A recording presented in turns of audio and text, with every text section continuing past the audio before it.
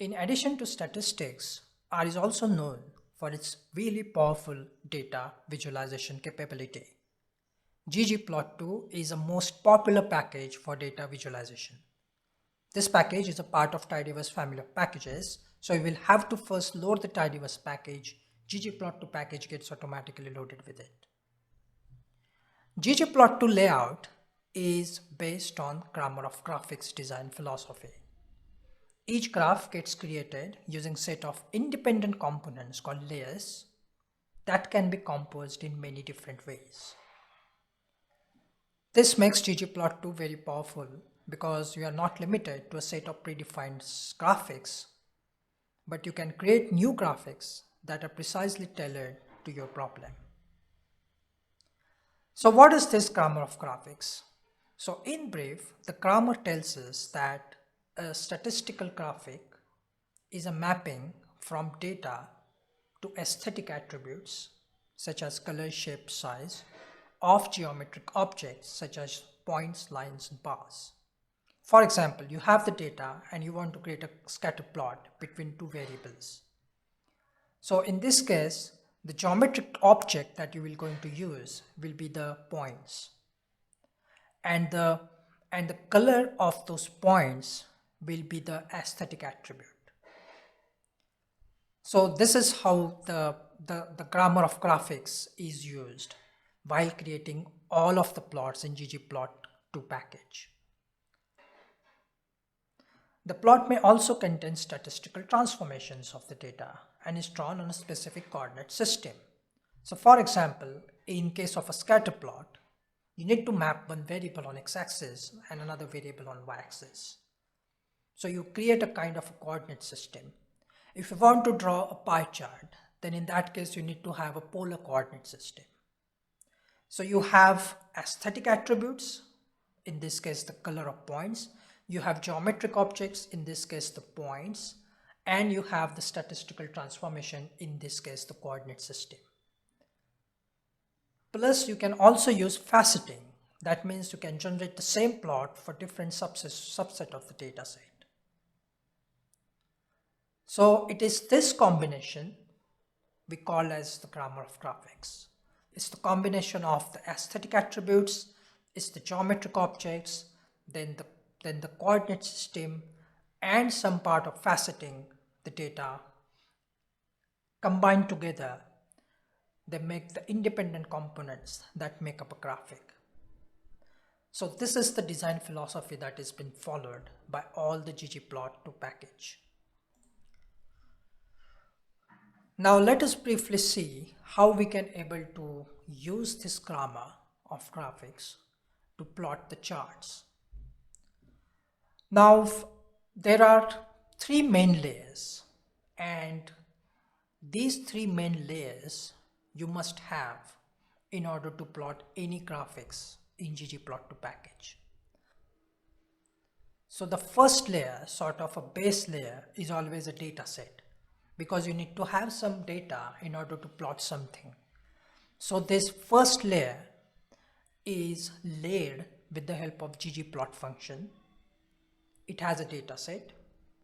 Then comes the next layer, which has variables to represent on x and y axis, and the aesthetic elements such as colors, size, and shape of the objects to be represented. This is done by aesthetic function.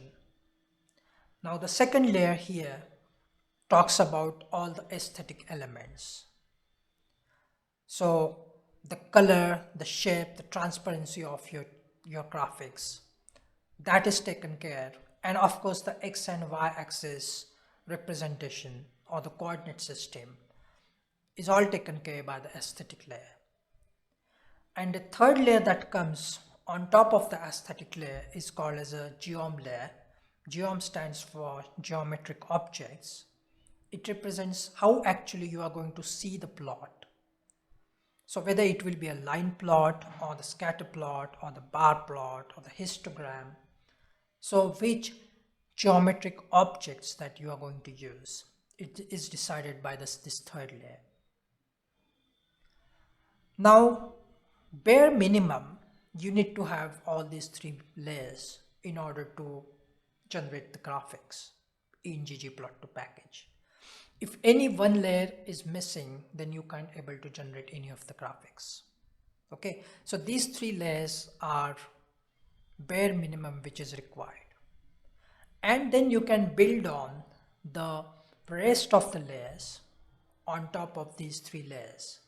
For example, if you want to annotate your graph, if you want to label your graph, if you want to use some different background themes of your chart, then all these layers can be added one after another. But remember the basic three layers, the data layer, the aesthetic layer, and the geometric object layer must be the part of any graphics in ggplot2 package. Okay, fine. Now we understood how the grammar of graphic design philosophy is and how it is used to plot the data. Let's start with loading the data. I'm going to load the diamonds data set. So this data is about the prices and other attributes of almost 54,000 diamonds, right? So it has a price, it has a weight of the diamond, it has a quality of cut and other diamond parameters. Now I'm going to show you how these layers are created one by one. So if you see this diamond data set, I'm going to plot the scatter plot between the price and the weight. In this case, the weight is a carat. The weight of the diamond is measured in carat. So the carat versus the price. These two variables I want to plot. Okay. So as we have learned, the base layer here is the data layer. So I'm going to create the base layer, the data layer, with the help of ggplot function. Now remember, ggplot is the basic function. All the graphs that you are going to create in ggplot2 package will always start with ggplot function. So it's a base function. So ggplot, and I'm going to put in data equal to diamonds. So that becomes my base layer. Now I'm going to add more layers on this.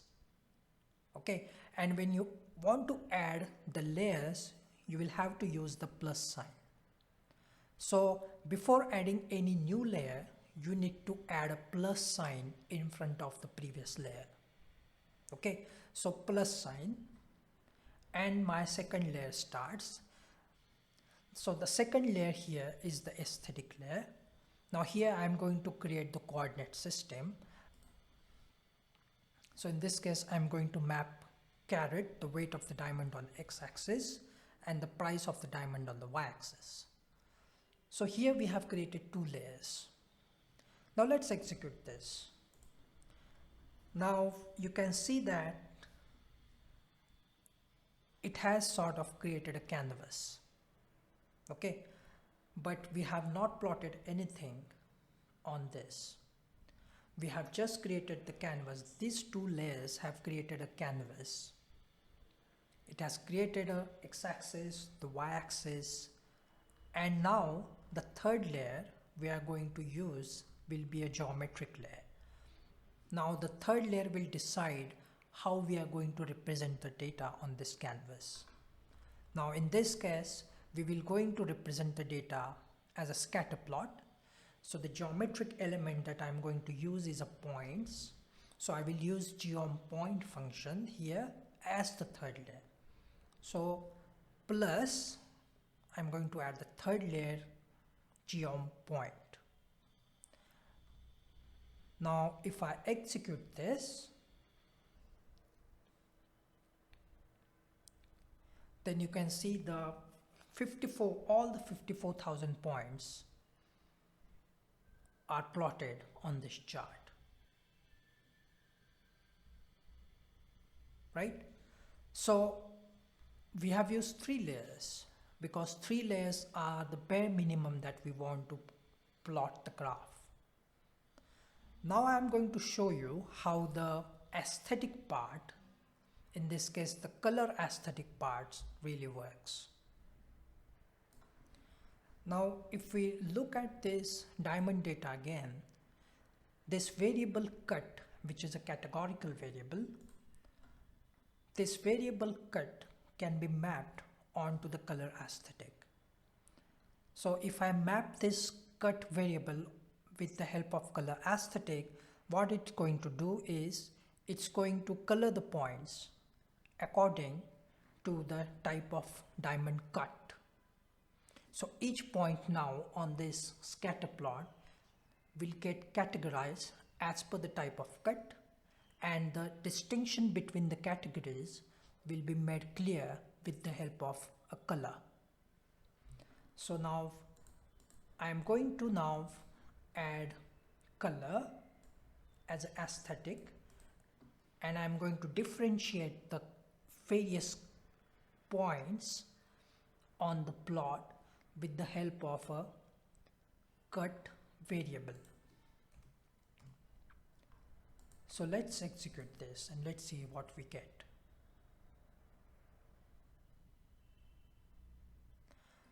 Now you can see that each point now is being differentiated with the color, and the color is based on the type of diamond cut. You can also see the label here that's been generated, and what each color represents is also clearly mentioned in this label. Now we have these three layers, the three mandatory layers. The fourth layer that I want to show you is sort of gives the more clarity to the graph. The fourth layer that I am going to add is a labels layer with the help of labs function. So geom_point plus, because I am going to add a new layer here, and labs function. In labs function, labels function, so labs function, you will have to pass on the x. What are you going to label the x-axis? X equal to, in this case I'm going to label it as diamond underscore weight. I'm going to label y-axis as diamond underscore price, and I'm going to give the title to the graph as diamond weight versus price. So by creating the labels layer, I can change the description of x-axis, y-axis, and I can also give the title to the graph. So this is the fourth layer that I've added. And if you execute this, then you should get the title of the graph, and the x and y description, axis descriptions are also changed. Now finally, if you look at this graph, it's cluttered because all these points that have been plotted are combined together for all types of diamond cuts, and that's why you see a lot of cluttered graph being generated. The points are very close together. So in terms of finding a different distribution for a particular type of diamond cut, you can't able to tell anything from this graph. Now if I want to subdivide this graph, sort of create a subplots as per the diamond cut, then I can use the fifth layer in the form of faceting. So I am going to create the fifth layer, and I am going to create a subgraphs with the help of facet wrap function, and the subgraphs will be created based on the type of diamond cut. So for each type of diamond cut, there will be a separate scatter plot shown. So facet underscore wrap, and you need to use this tilde notation followed by the criteria by which you want to generate the subplots. In this case, I am going to use cut variable.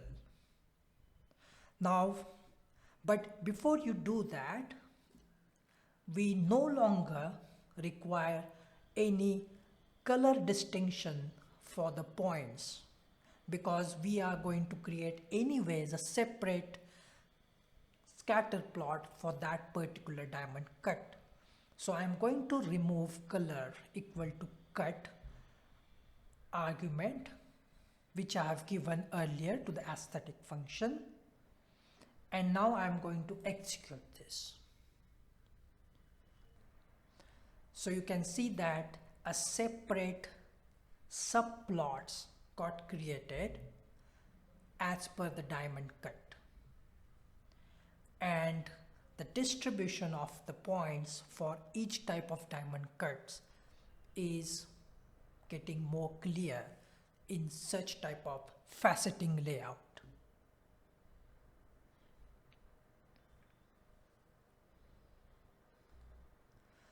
So fine, let's summarize what we have covered.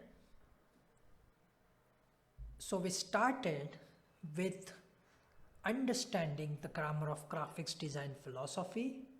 Each graph gets created using set of independent component called layers that can be composed in many different ways. That is the underlying design philosophy that has been followed by ggplot2 package. Then for every graph that you want to create must have 3 layers.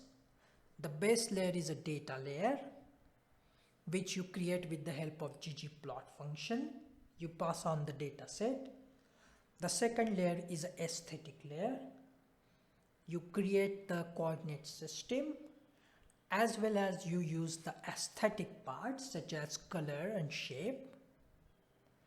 The third layer is a geometric objects that you want to use to plot the graph. If you want to use, whether you want to use the bar graph or the line graph or the scatter or the point graph, in this case the scatter plot, that forms the third layer, and then rest of the layers which add more information to the graph. These 3 layers, the data layer, the aesthetic layer, and the geometric object layer, are mandatory layers. You need minimum these 3 layers to plot the graph. We saw how we can use the color aesthetic to differentiate the points on the graph based upon some variable, in this case diamond cut.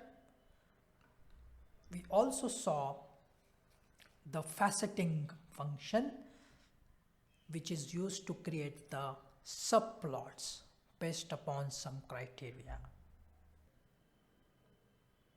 Thank you very much for watching till the end. This is the first video of the ggplot2 package video series. There are many videos to come. If you want to get notified, then you may like to subscribe to this channel. Thank you very much. I will speak to you soon.